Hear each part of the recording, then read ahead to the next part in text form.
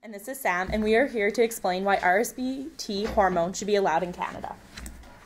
In 1998, the Canadian government banned the use of rBST in dairy production. rBST is a growth hormone that can increase milk yield per cow and lower production costs for dairy producers. Scientific studies have proven that the use of rBST has no changes to the quality of milk, as well as no human health effects. Currently, the United States and 19 other countries allow the use of this hormone for their dairy producers. Canada imports dairy products from the United States where they currently support the use of rBST. If Canada supports the use of rBST in other countries by allowing milk imports into Canada, then the Canadian government should lift the rBST hormone ban. It will allow Canadian dairy producers to produce more milk with smaller herds, lowering the production costs while producing the same amount of milk. Hello fellow classmates, faculty members, and opponents. Our topic is on the use of rBST in dairy production. As the defense side, we are arguing that this ban should remain intact. This is because the use of rBST not only poses threats to human health, but also animal health. rBST has been linked to cancer in humans, as well as mastitis, clinical lameness, infertility, and shorter lifespans in cows. Not only are there severe health effects, but there is also a market demand for hormone-free milk. Currently, in Canada, there is a quota system for dairy production. If we were to remove the ban on rBST, it would cause milk production to increase and flood the already saturated market. This would result in a large economic loss for consumers. Canada currently imports dairy products from countries where the use of rBST is legal. rBST is a growth hormone that's known to help improve efficiency on dairy farms. If the Canadian government supports the use of rBST but is unwilling to allow the use of its own country, how will the government compensate the Canadian dairy producers for not being allowed to use the use of rBST? Canada imports products from US, New Zealand, Italy, France, and Switzerland. The only one that uses rBST is the United States. There's a trade agreement with the USMCA, which allows the milk with the use of rBST into our market.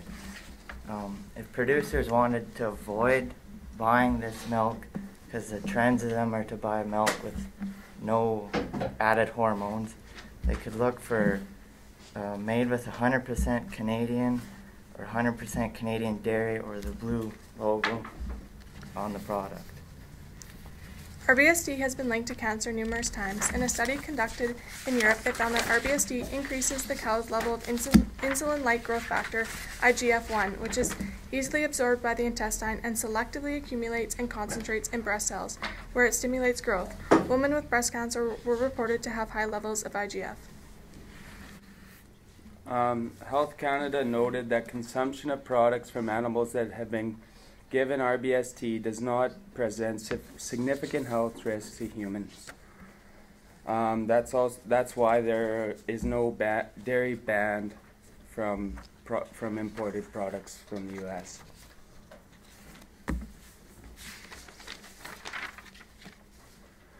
There's been no difference that has been observed between milk from rBST treated cows and milk from untreated cows. With no difference in the quality of milk, why is there a need for a ban on this hormone? Because of the trends of consumers of buying products with no added hormones, the Canadian dairy industry has shown significant improvement in production of milk over the years. In 1953, cows were producing 3,860 kilograms of milk, and with genetic selection today they're producing in 2017 they're producing 10,213 kilograms of milk. So with consumers not wanting to buy added hormones, and the milk's the same quality, why add the hormones?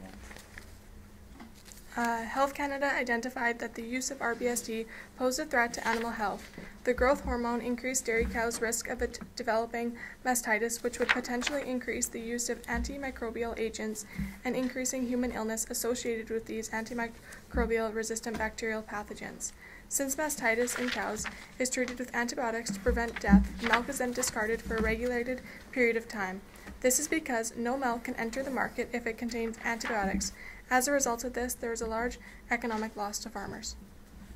Studies have shown that there is no connection between the level of milk production and the incidence of mastitis. A number of factors can promote mastitis, the environment, the herd, and the season, and so on.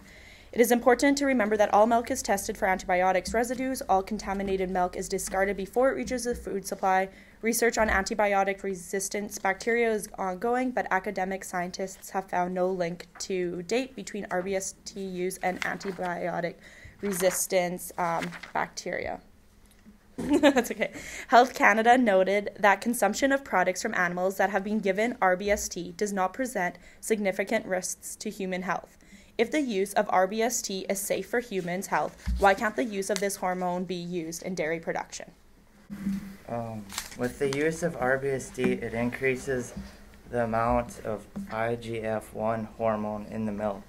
Pasteurization does not destroy IGF-1, which can be a link to cancer, whether it's breast cancer, colon cancer, or prostate cancer. Cows given the rBST growth hormone had a 50% increased risk of clinical lameness. The cases that were reported involved fore and hind limb joints. Why should animal health be put at risk for the increase in milk production? If dairy cows are stressed or have health problems, their milk production is decreased. Cows that are supplemented with rBST have the opposite response. They have increased milk production with a higher percentage of their nutrient intake being used for lactation. Health problems common to all milk-producing cows, such as lameness, are absorbed in rBST at the same low frequency as that which occurs in unsupplemented cows producing the same amount of milk. rBST hormone is produced by bioengineering. It is chemically the same hormone as which already exists in cow's body. How does increasing the level of this hormone harmful to dairy cows? It creates a welfare concern. The Canadian Dairy Code of Practices is based off the 5 freedoms. 2 of the freedoms are the freedom of pain and freedom of disease. If the use of rBST increases the risk of mastitis and lameness, it goes against our practices.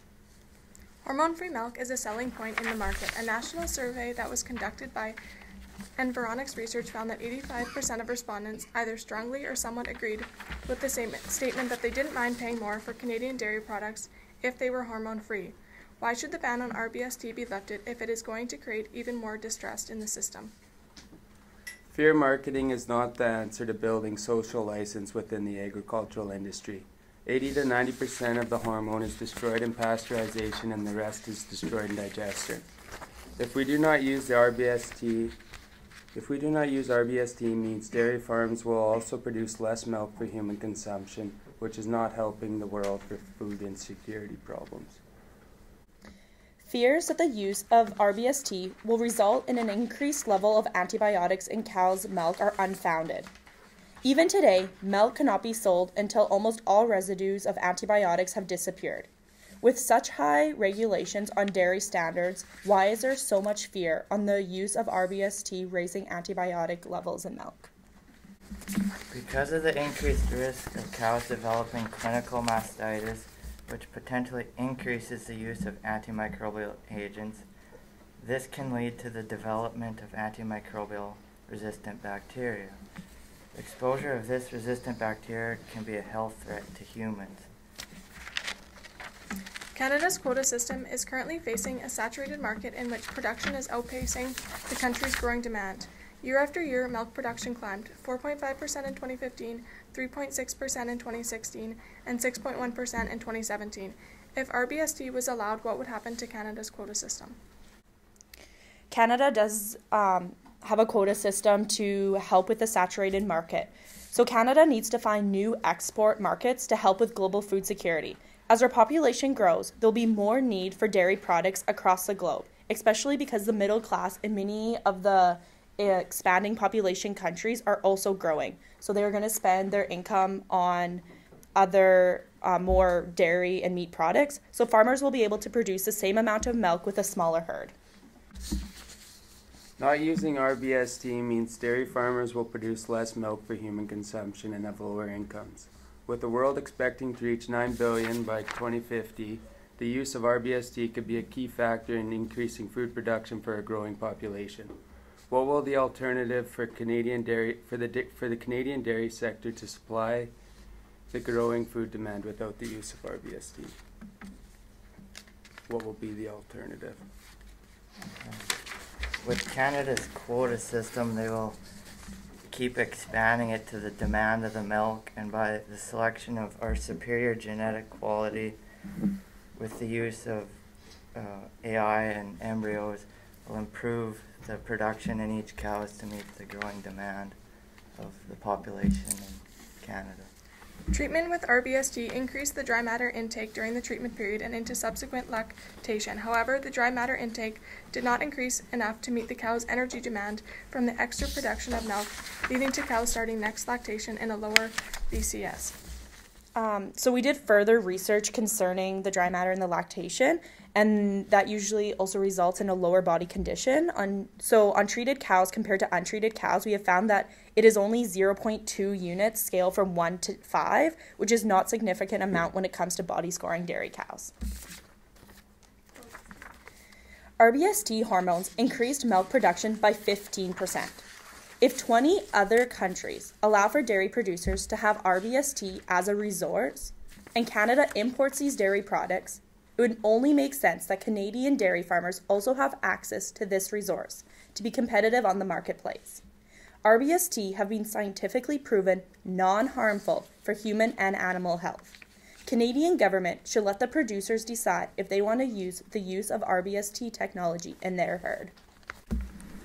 There is no need to introduce growth hormones into dairy production, as Canada already has a quota system in place to maintain a sufficient supply. Introducing a growth hormone would only cause mistrust in consumers and an economic loss to the industry. rBST in dairy cows causes many illnesses that not only require medical attention but also antibiotics. This further increases costs for farmers. Whether scientists can agree that rBST poses a threat to human health, they can agree that there is increased risk of infection in cows, and in severe cases the lifespan of the cow may even be shorter. From a public and animal health perspective as well as economic perspective, it is clear that the ban of rBST in dairy cows should be kept in place. Good job.